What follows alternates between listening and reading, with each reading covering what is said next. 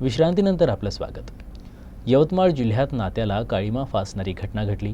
एका बापानं पोटच्या मुलीवरच अत्याचार केला, यातून ती गर्भवती झाली। या प्रकरणात अवधूतवाडी पोलिसांनी आरोपी बापाविरुद्ध गुन्हा नोंद करीत आरोपी वडिलाला अटक केली।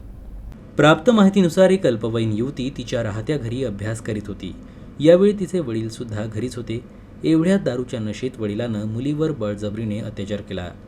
याबाबत आईसह कुणालाही न सांगण्याची बतावणी वडिलांनी मुलीला केली। त्यानंतरच्या दरम्यान असे कृत्य वडिलाने 2 ते 3 वेळा केलं। काही दिवसांनी ती गर्भवती राहिली। याबाबत त्या मुलीसह वडिलांना समजताच ते शासकीय रुग्णालयात गेले। रुग्णालयातील डॉक्टरांना ही बाब समजताच पोलिसांना माहिती देण्यात आली।